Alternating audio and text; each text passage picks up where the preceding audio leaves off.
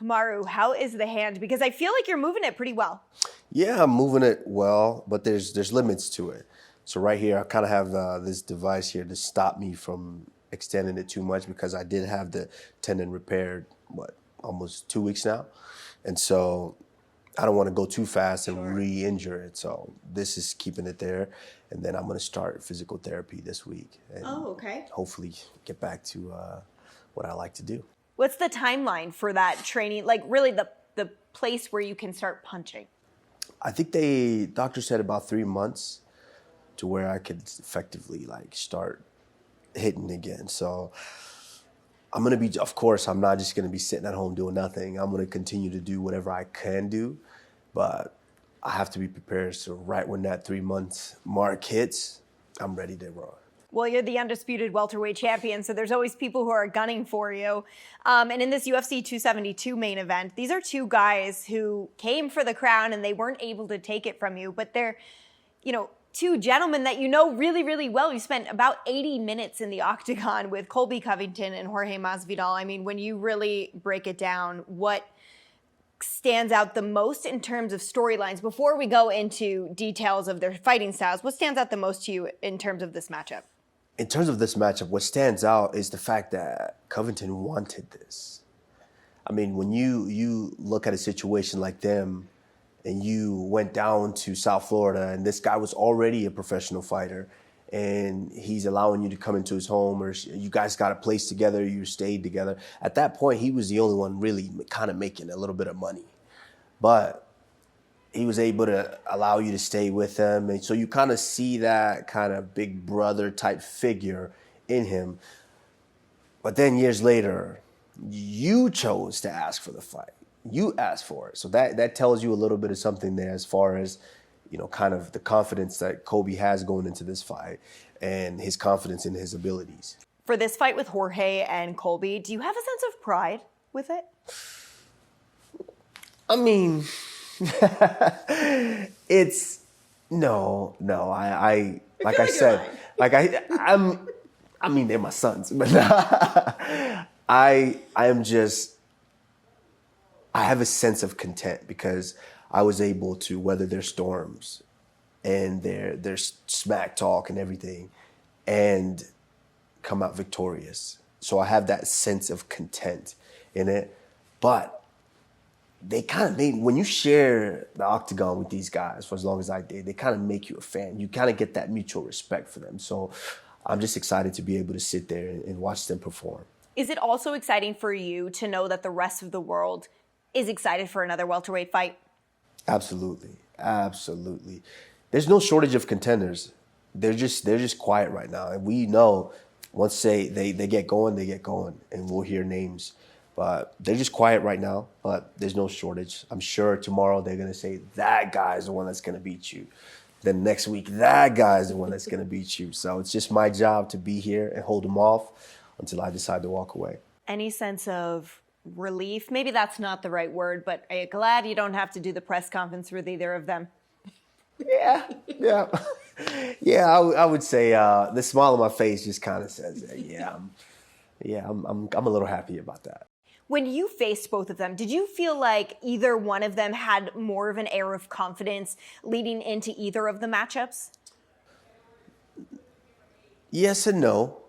No, because I'm just in a position to where everyone is going to say, yeah, I'm going to do this to you, I'm going to do that to you. So I'm just kind of in that position. So you don't know who to believe. You don't know if this guy actually believes what he's saying. Right. If this guy actually believes himself telling me he's going to put me in a stretcher and this guy saying he's going to baptize me. I never know. I can't call it.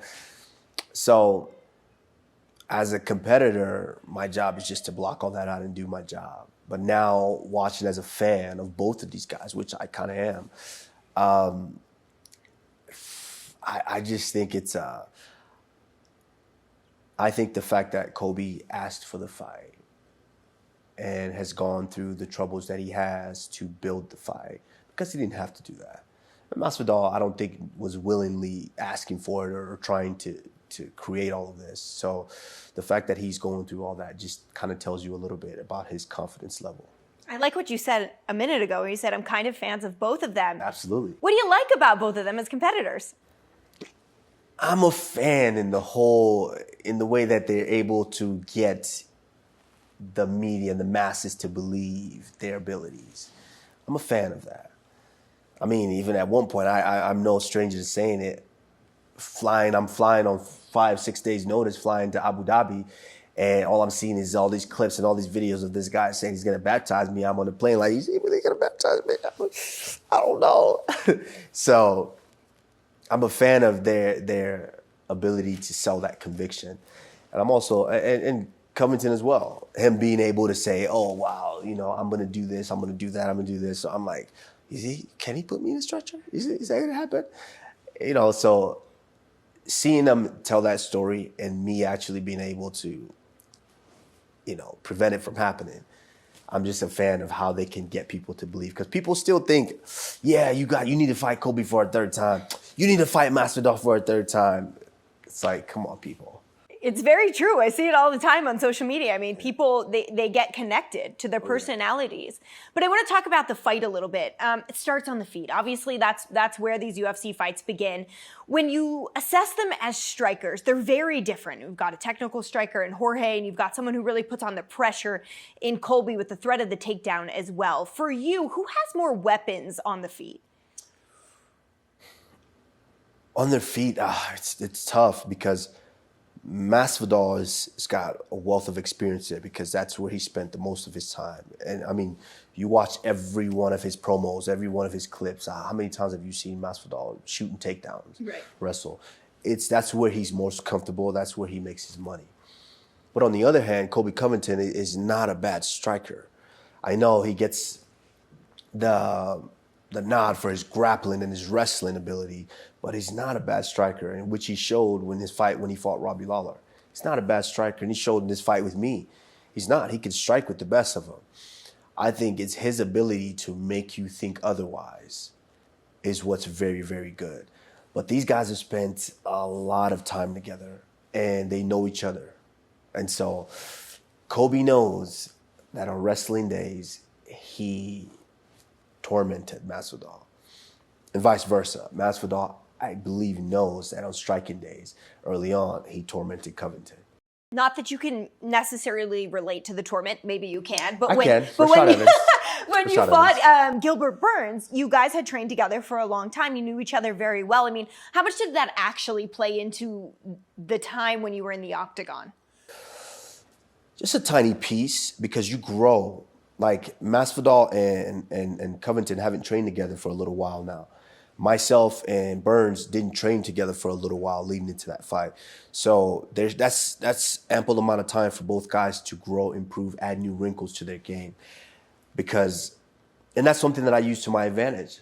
I use it to my advantage because I believe Burns wasn't expecting me to move as much. I was used to a particular style, coming straight down the hill, straight punches, kicks, and I was very tough and hard-headed in that sense. But now moving away and given that time for me to evolve, I learned how to dance around guys, set them up, and actually put the strikes where I want. And that's something that I don't think they accounted for.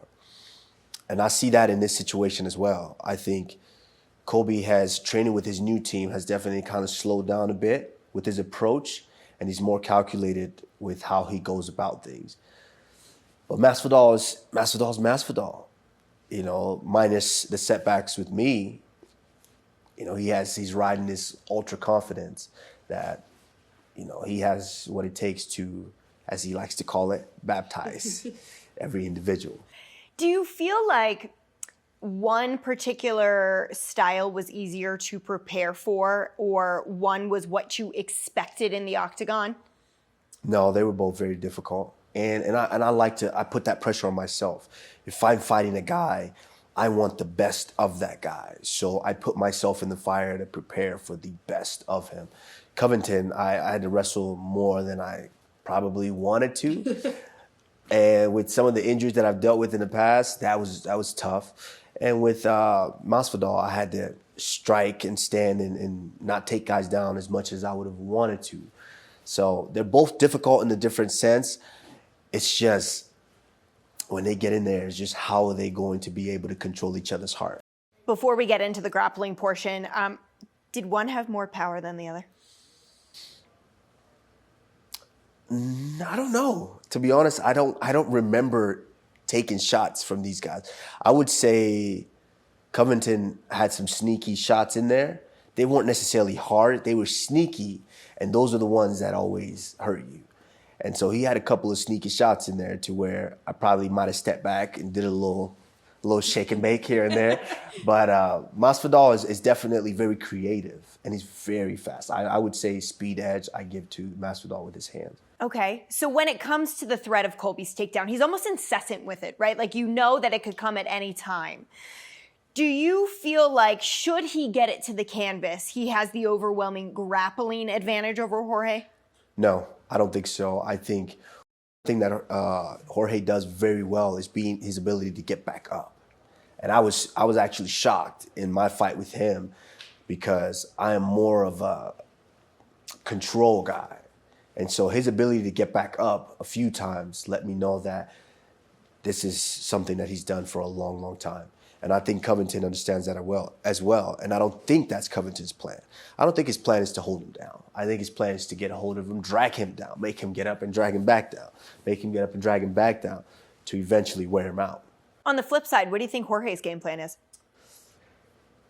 Run across the octagon, land a flying knee, and end the fight, and we go home.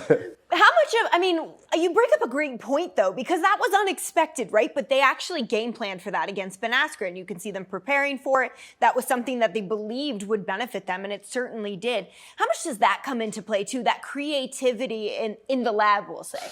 It definitely comes into play quite a bit because, like I mentioned, Masvidal knows or has an idea of Colby's tendencies. Colby might have changed a few things, but there are things that you naturally do. And that was my case with Burns as well, is when you know the tendencies, you can kind of prepare for them. You could kind of give an outline of how I can get this done.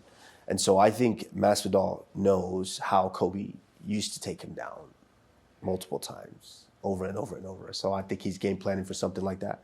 If this one ends by submission, who's getting their hand raised? Covington. Based on what Covington has done, and I was in the same boat with him as well, done and said, I don't think Masvidal is willing to submit him. I think Masvidal is willing to hurt him. And so there's no submission there when it comes to hurting a guy like that. I'm curious, to hear you expand your thoughts on that emotional factor of this, because we're seeing in the lead up to it, there's hatred. And you're no stranger to having, heated press conferences and whatever it may be, but this is on another level for them, best friends turned foes. And now it's like these emotions are really coming out. I mean, when it comes to fight week, how vital is it to be able to control those things and bring them out when you need to, but also closet them when you have to as well? It's very vital. You have to be able to be in control of everything that's going on.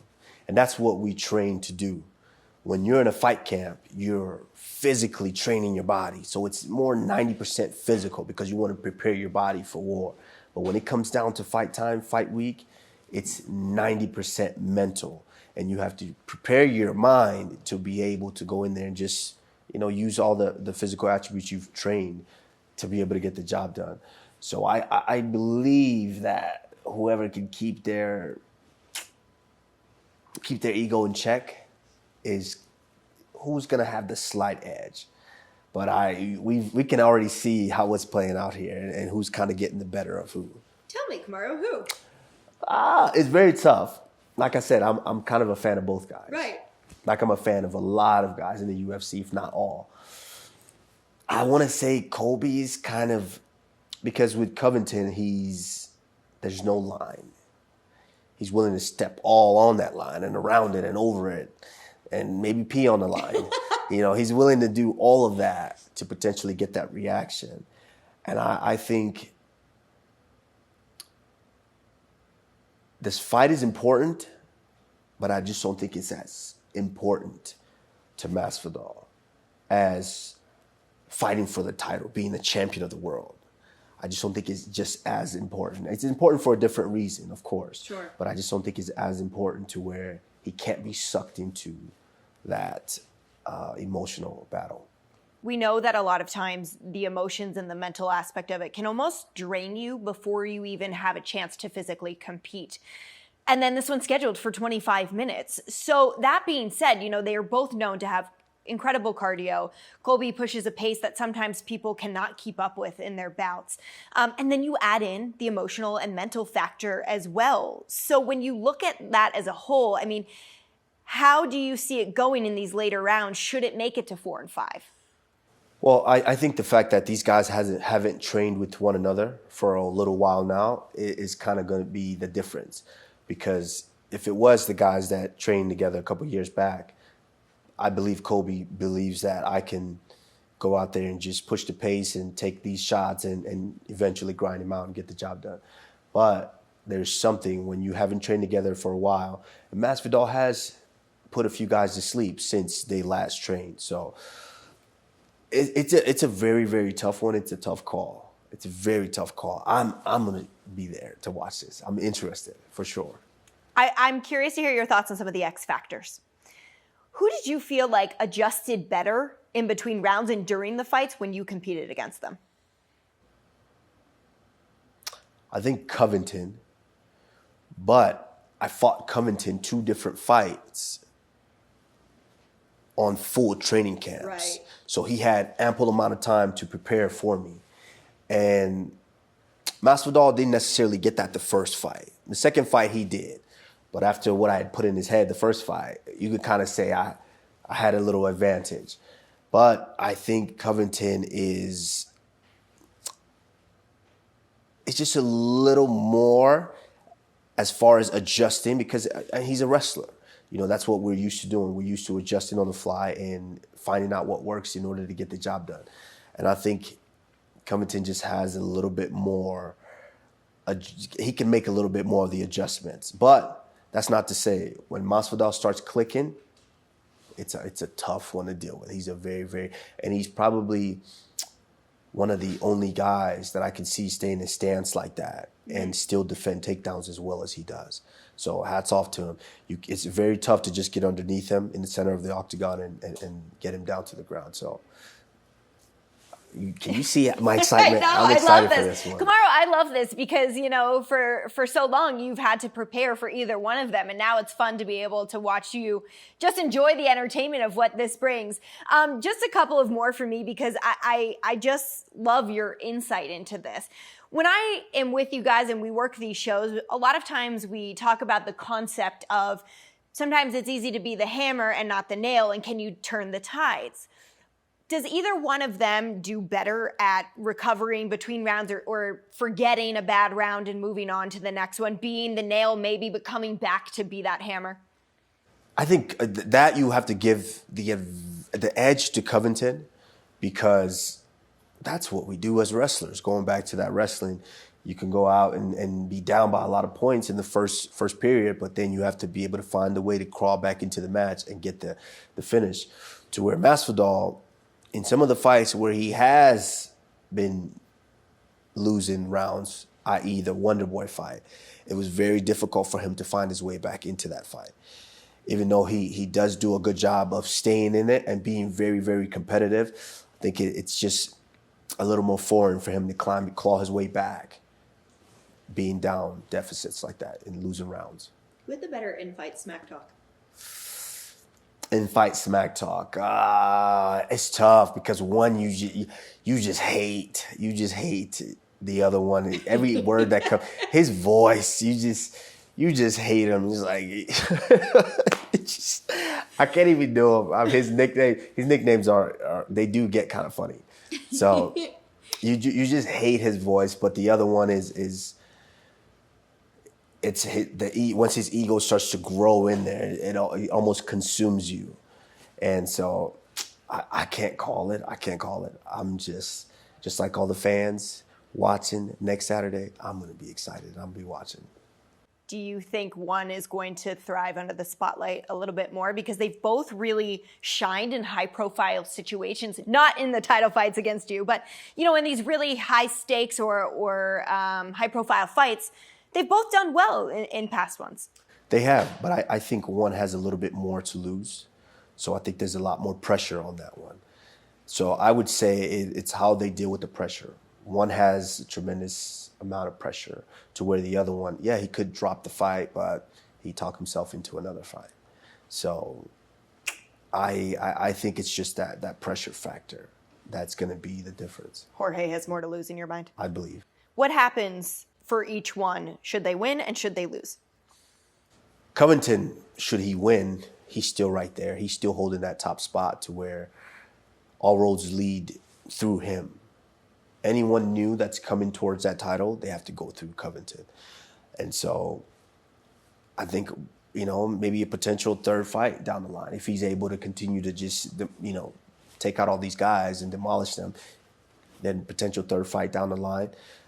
But if Masvidal is able to go out there and get the job done, I mean, it's Masvidal. You know, he can kind of just, he's kind of in that position to where he can kind of pick and choose certain fights that interest him, because I don't think, I hate to be vain here, but you're not going to be world champion when the champion's still there. So I think picking the fights that will probably be good for you financially is a good thing for him. Okay, Kamaru, when all of it's said and done, you've spent 50 minutes in the octagon with Colby, 31 minutes and 2 seconds in the octagon with Jorge. You know them very well. You did a ton of study in the lead up to those fights, and you have the in-cage experience. So what's your prediction for how this main event of UFC 272 actually goes down? My prediction is Jorge Masvidal could, in an exchange, land something that potentially gets Covington out of there. Or Colby Covington can go in there, get a hold of him, drag him down, make him stand up, drag him down, exchange with him, get a hold of him, drag him down. It just slowly wears on him and wears on him and wears on him until he's able to squeak out that unanimous decision.